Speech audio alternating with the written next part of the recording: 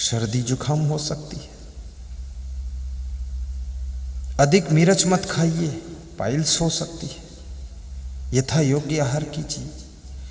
ज्यादा खटाई खट्टा मीठा मत खाइए, डायबिटीज हो सकती है। अधिक खट्टा खाओगे अगर तुम, एसिडिटी हो सकती है।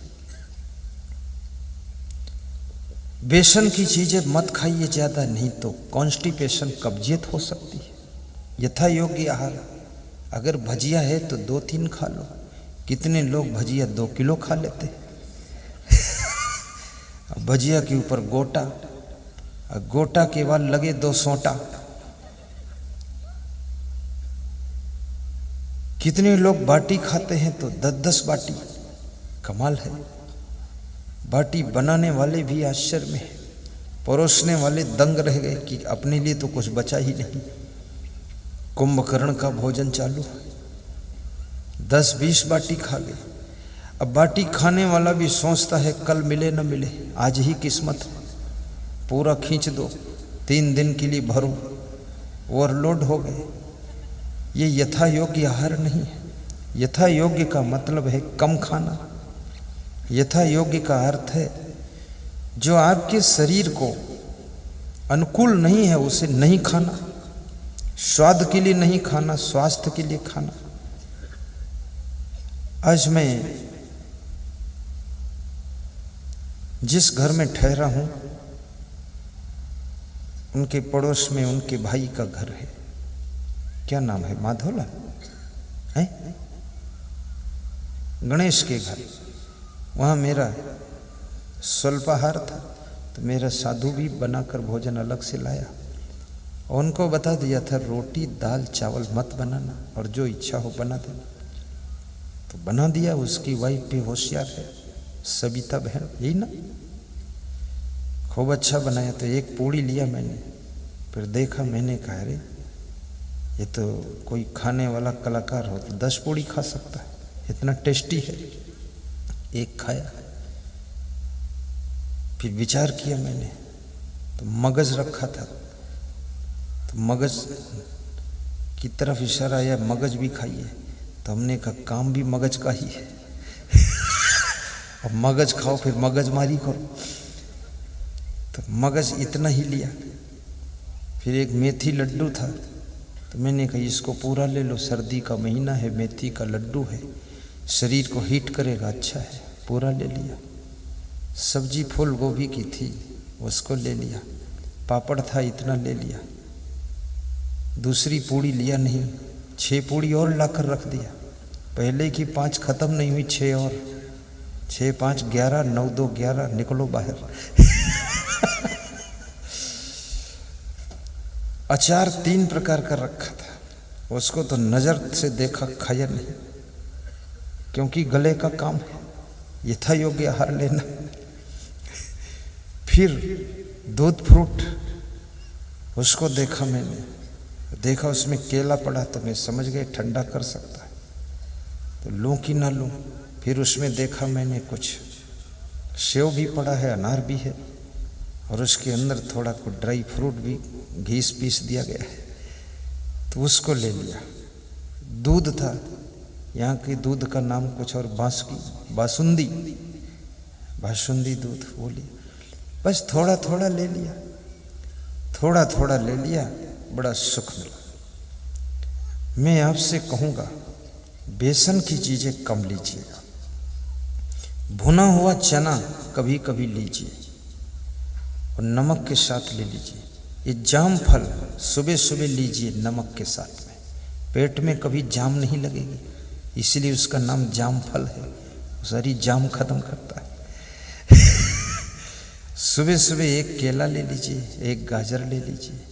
मूली सर्दी करे तो मत लीजिए, सूट करे तो एक ले लीजिए। और चाय कम लीजिए, एक सुबह एक शाम ले लीजिए। ना लीजिए तो भी ठीक है, और ले लीजिए तो कोई बुरा नहीं जाता है। और दाल का पानी पी लीजिए शाम को, दाल नहीं दाल का पानी, बहुत फायदा करेगा, उसको सूप बोलते हैं। हरी सब्जियां थोड़ी खा लीजिए, लेकिन वो घुइयाँ की सब्जी जो होती है उसको कम लीजिए, कद्दू की सब्जी कम लीजिए, ये भिंडी की सब्जी कम लीजिए, क्योंकि ये पेट को खराब करती है। साथ में खाने के बाद पानी मत पीजिए, अन्यथा कैंसर बढ़ेगा आपके।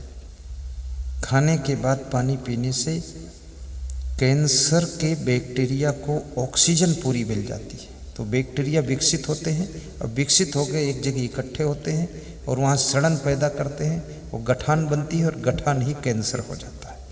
इसलिए कभी भी भोजन खाने के बाद पानी मत लो। कल एक बहुत बड़े चिकित्सा विज्ञानी ने बताया मुझे, भोजन के पहले पानी ले सकते हो अगर प्यास है, प्यास ना हो तो मत लो, 10 मिनट पहले ले लो। और भोजन के पहले भोजन के बाद यदि लघुशंका जाओ तो पेट में कभी गैस की बीमारी नहीं होगी। और पेट में अगर बहुत कब्जियत हो तो च्यवन आयुर्वेद का अमृता चूर्ण ले लीजिए, यहाँ पर मिलता है, गुरुदेव के आशीर्वाद से बनाया गया। और घुटनों में और कमर में दर्द बहुत होती है तो सस्ता इलाज कर लीजिए, गर्म पानी से स्नान बंद कर दीजिए। गर्म पानी से नहाओगे आपकी जॉइंटों में दर्द होगा, गठिया बाय हो जाएगी। बहुत ठंडे पानी से नहाओगे फीवर आ जाएगा। न ठंडे से नहाओ न गर्म से नहाओ, मीडियम से नहाओ। और ज़्यादा ठंडी है तो मत नहाओ, लेकिन किसी को मत बताओ कि नहीं नहाया। इसका प्रचार मत करो। नहाना क्या कोई मछली हो जो रोज पानी में पड़े रहो? जब ज़्यादा ठंडी लग रही है तो क्या नहाना? पुराने कपड़ा निकाल दो, नए पहन लो, वाइफ धोती रहेगी, तुम अपना बाहर निकल जाओ। ठंडी ज़्यादा लग रही तो दोपहर में नहाइए, सुबह सुबह मत नहाइए। हिम्मत है तो सुबह स्नान कर लीजिए, थोड़ा कम नहाइए, बहुत ज़्यादा मत पानी प्रयोग कीजिए। हिम्मत है तो फिर ठीक है, 1 ड्रम स्नान कर लीजिए। कितना स्नान करोगे? सरसों के तेल की मालिश कर लीजिए।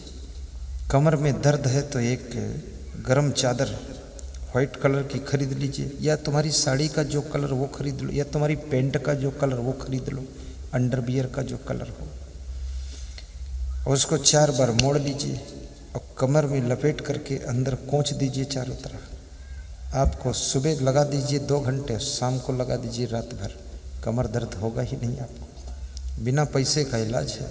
और कमर दर्द ठीक हो जाए तो हमको दक्षिणा दे दीजिए।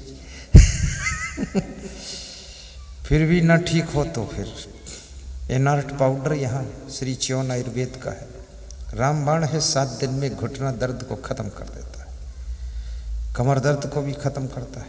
महादर्द नाशक मालिश तेल है आयुर्वेद का, लाखों लोगों को फायदा किया है। जिनको शुगर है उनके लिए शुगर फिट है, बिल्कुल शुगर फिट हो जाएगी आपकी।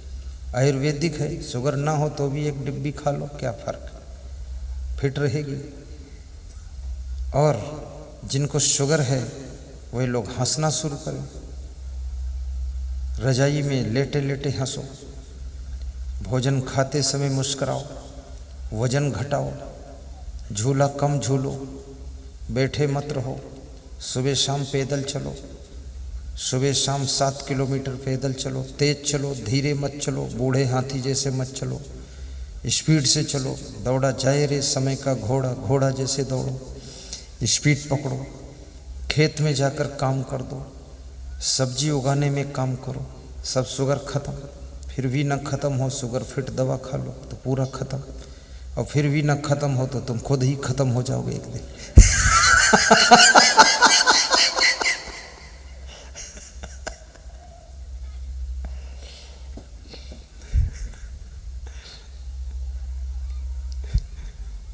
बोलो सदगुरु भगवान की जय।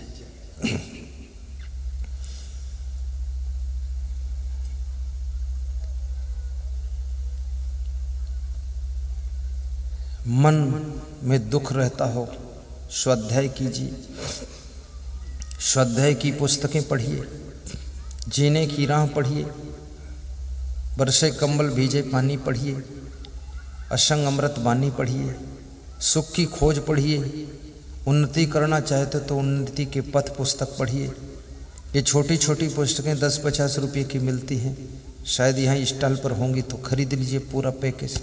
अपने दामाद को गिफ्ट दे दीजिए, समधी को दे दीजिए पुस्तकें, उसका दिमाग सही हो जाए। क्योंकि ये सारी चीज़ें दुख देने वाली है।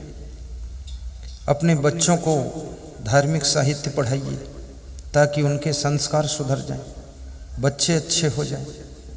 बच्चों की बुद्धि बिगड़ रही है।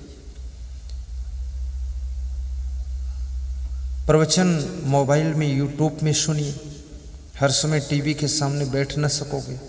गाड़ी में जा रहे हो यूट्यूब पे सुनिए, पेन ड्राइव गाड़ी में लगाइए उससे सुनिए।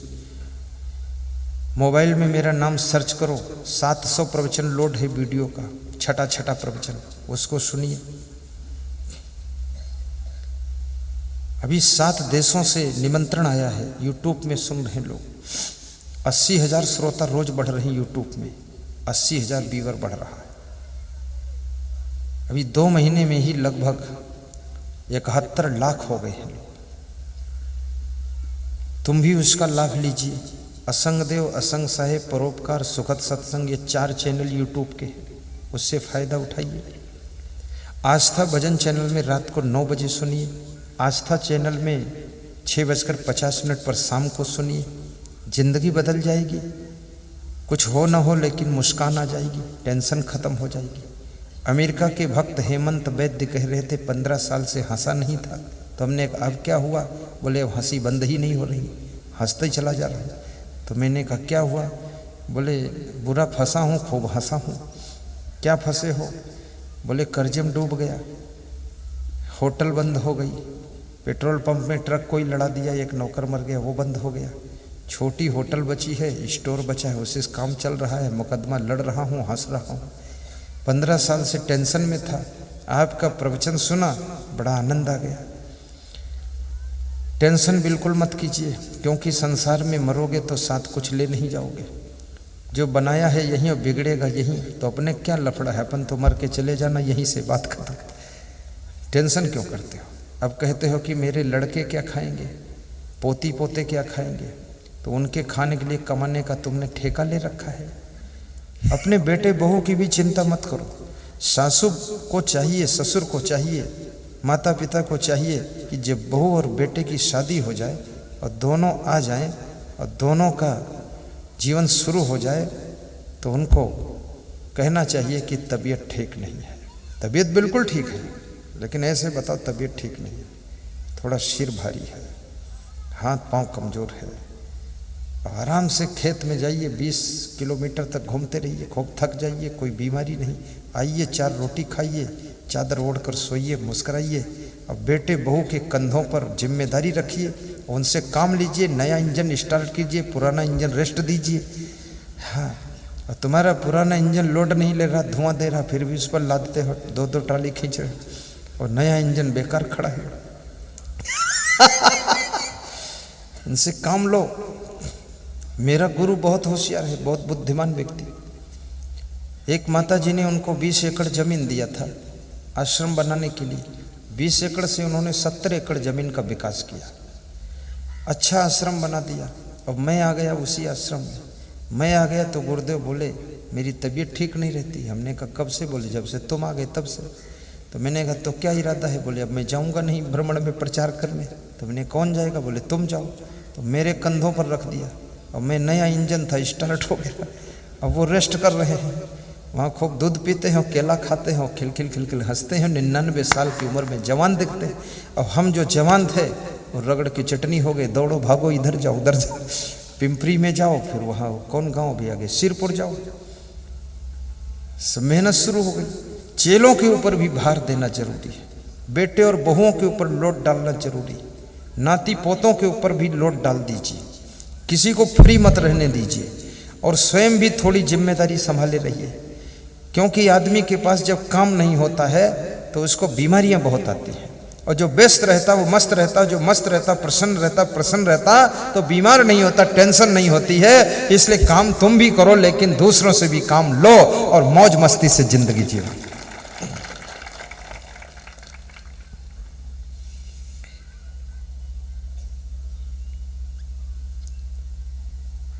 इस योग्य हम कहाँ हैं। गा दूं? बोलो, गाऊं? फ्री में गाऊं कि कुछ पैसा लेकर गाऊं? फ्री गा देता हूं, पैसा क्या है, निःशुल्क। इस योग्य हम कहाँ हैं। बाबा आप लोगों को गाना है 2 लाइन, शर्माया मत करो, जैसे कमरे में गाते हो ना ऐसे गाओ, दमदार मस्त। इस योग्य हम कहाँ हैं, गुरुवर तुम्हें रिझाए। इस योग्य हम कहाँ, तुम भी गाओ, सब गाओ। गुरुवर तुम्हें रिझाए। इस योग्य हम कहाँ हैं, गुरुवर तुम्हें बुलाए। इस योग्य हम युवराज, गुरुवर तुम्हें बुलाए। गुरुवर तुम्हें रिझाए। फिर भी मना रहे हैं, शायद ही मान जाए। फिर भी मना रहे हैं, शायद ही मान जाए। फिर भी मना रहे हैं, फिर भी मना रहे हैं, शायद ही मान जाए।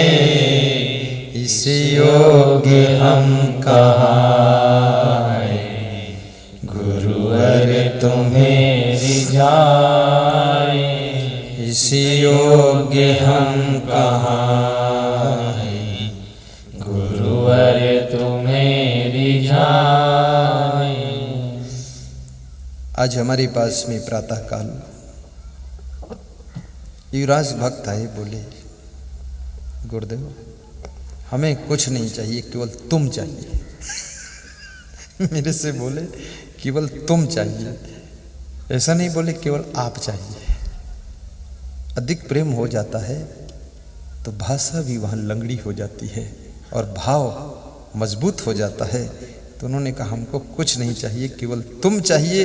गरीब तो हूँ लेकिन आपके करीब हूँ और आपको बुलाया हूँ।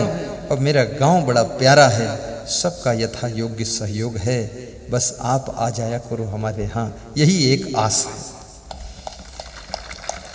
इस योग्य हम कहाँ हैं, गुरुवर तुम्हें बुलाएं, बोल दो। इस योग्य हम कहाँ हैं, गाइए सुभाष भाई। गुरुवर निराकार परिवार था, फिर भी बुला रहे हैं, शायद ही आ जाए। फिर भी बुला रहे हैं, शायद ही आ जाए। इस योग्य हम कहाँ हैं, गुरुवर तुम्हें रिझाए। इस योग्य हम कहाँ हैं, गुरुवर तुम्हें रिझाए। युक्ताहार विहारसि युक्त चेष्टसि कर्मसु युक्त स्वप्नां बोधसि योगो भवति दुःखहा। अर्थ समझना। कृष्ण कहते हैं कि अर्जुन, जिसका आहार विहार यथा योग्य है, क्या खाना है क्या नहीं खाना है, क्या पीना चाहिए क्या नहीं पीना चाहिए, ये जिसके पास ज्ञान है, कब खाना चाहिए कब नहीं खाना चाहिए, ये जिसको बोध है, उसके दुख दूर होते हैं। युक्त चेष्ट से कर्मसु, और जिसके यथा योग्य कर्म है, किस समय कौन सा कर्म करना है। सुबह क्या कर्म, दोपहर में क्या कर्म और शाम को क्या कर्म। अलग अलग टाइम के भी कर्म अलग अलग होते हैं। यथा योग्य कर्म कीजिए।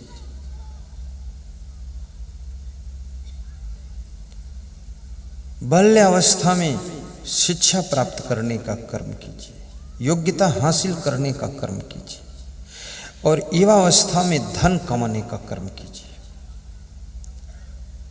धन भी कमाना आवश्यक है। धनवान भी बनो, बुद्धिमान बनो, गुणवान बनो, महान बनो, कीर्तिवान बनो,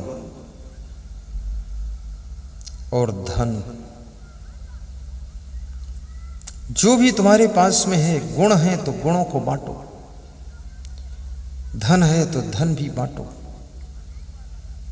मधुमक्खियों की तरह मधु इकट्ठा मत करो। धन अगर कमाया है, दूसरों की सेवा में भी परोपकार में लगाना। परहित सरिष धर्म नहीं भाई, परोपकार के समान कोई धर्म नहीं। और सबसे बड़ा परोपकार क्या है? सत्संग कराना सबसे बड़ा परोपकार है। आज जो यहाँ सत्संग हो रहा है ना, ये 1000 पुरुष और 700 महिलाएं बैठी हैं। ये जो 2700 लोग बैठे हैं, 50 लोग बाहर हैं, ये 2-3 हजार नर नारी, इनको अच्छे विचार मिल रहे हैं, जीने की कला मिल रही है, संस्कार मिल रहे हैं, बोध मिल रहा है, और इनके जीवन में रूपांतरण हो रहा, परिवर्तन हो रहा है, इनका मैल धुल रहा है। सत्संग की गंगा में डुबकी लगा रहे हैं। और ये जितनी आत्माओं का पवित्रीकरण होगा, चरित्रीकरण होगा, जिनके जिनके घरों में सत्संग का प्रभाव पहुंचेगा, शांति आएगी, उसका सारा पुण्य सत्संग कराने वाले के खाते में जमा होता है, और वह आत्मा मोक्ष अवस्था को प्राप्त करती है, जो सत्संग कराकर हजारों परिवारों को शांति देती है। सबसे बड़े पुण्य का काम।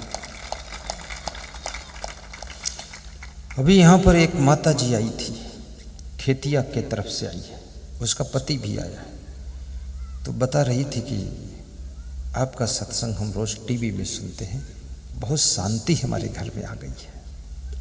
घर वही है, पति पत्नी वही हैं, बेटे बेटी वही हैं, परिवार वही है, माता पिता सास ससुर वही हैं, और शांति नहीं है। लेकिन सत्संग सुना तो उनके घर में शांति आ गई। कैसे शांति आ गई? सत्संग से आ गई। सत्संग से कैसे आ सकती है? क्योंकि उनके विचार बदल गए, वाणी बदल गई, स्वभाव बदल गया, चरित्र बदल गया, व्यवहार बदल गया, सब सुंदर हो गया, जिससे घर में शांति पैदा हो गई। ये टीवी के सत्संग का परिणाम है। इसमें ऐसे कितने लोग जिन्होंने टीवी में हमको देखा है, जरा हाथ ऊंचा करो, जिन्होंने टीवी में देखा है गुरु जी। Very good. 99% लोग हैं टीवी में देखा है। ऐसे कितने लोग जिन्होंने यूट्यूब में भी देखा है, हाथ ऊंचा करो। Very good. करीब 50 लोग हैं। ऐसे कितने लोग जो फेसबुक में भी लाइक करते हैं, हाथ ऊंचा करो। 1 2 3 4 10 20, ठीक। ऐसे कितने लोग जो ट्विटर में भी ट्वीट किया है हमारे नाम।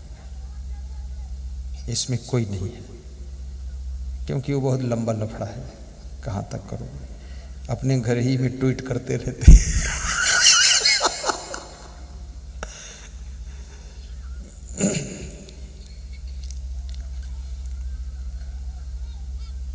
सत्संग कराना सबसे बड़ा पुण्य है, ये ज्ञान यज्ञ है। नंबर 2, गौ सेवा से बहुत पुण्य होता है। नंबर 3, जिस माँ ने जन्म दिया उसकी सेवा से बहुत पुण्य होता है। नंबर 4, गुरु की सेवा से महापुण्य होता है। नंबर 5, अतिथि की सेवा से भी पुण्य बढ़ता है। नंबर 6, बूढ़ों की सेवा से बहुत पुण्य होता है। नंबर 7, दान करने से बहुत पुण्य होता है। नंबर 8, समयदान, रक्तदान, वस्त्रदान, धन दान, अन्नदान, प्रेम दान, जीवन दान, ये दान से बहुत लोगों का कल्याण होता है। जब तुम रक्तदान देते हो ना, देश के बॉर्डर पर खड़ी हुई मिलिट्री जब युद्ध प्रारंभ होता है, उनका घायल होते खून बहता है, तो तुम्हारा यहाँ दिया हुआ खून जब उनको चढ़ाया जाता है तब उनकी जिंदगी बच जाती है, और उस बची हुई जिंदगी से फिर वह बॉर्डर पर विरोधी देश से युद्ध करते हैं तो तुम्हारा देश भी बच जाता है। देशभक्ति है रक्तदान, नेत्रदान। मरने से पहले कोई अंग दान कर दो, आखिर आग में तो जला ही दिया जाएगा। नेत्रदान दे दो, किडनी दान दे दो, कुछ ऐसी चीजें दान कर दो, किसी की जिंदगी सरल हो जाएगी। आश्रम, स्कूल, मंदिर बनाने के लिए भूमि दान बहुत बड़ा दान है। और अपने घर में क्षमा दान, प्रेम दान करो। अपने माँ बाप को प्रेम दान दीजिए, वाइफ को प्रेम दान दीजिए। गलती हो जाए किसी से क्षमा दान कीजिए, और अच्छे कार्य के लिए समय दान कीजिए, और यदि हो सके तो अपना जीवन दान कीजिए। जैसे हमारे संतों ने जीवन दान किया, ये जीवनदानी महात्मा बैठे, ये हमारे इधर जीवनदानी, इधर जीवनदानी। हमारे पास बहुत लोग हैं, करीब 50-60 लोग हैं जीवनदानी। ये वेतन नहीं लेते, धर्म प्रचार के लिए गांव-गांव में जाकर के नशा व्यसन मुक्त समाज निर्माण करने के लिए, गरीबी मुक्त, नशा मुक्त, अपराध मुक्त महान भारत निर्माण का संकल्प, उसके लिए गांव-गांव में जाकर अब 12 महीने चलते रहना है। आश्रम पे नहीं आराम करना है। आश्रम पे सुविधा है, आराम है, लेकिन नहीं करेंगे आराम। पिंपरी में आराम करेंगे, माधव जी के घर में ऐसे आराम होगी। चलते रहो, चलते रहो, चरे वेद, चरे वेद।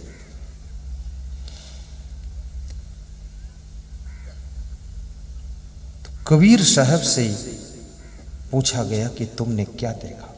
कबीर साहब कहते, हमने संसार में जो देखा तो लोगों को दुखी देखा। तो 3 प्रकार के दुख होते हैं, आदि, बाधि, उपाधि।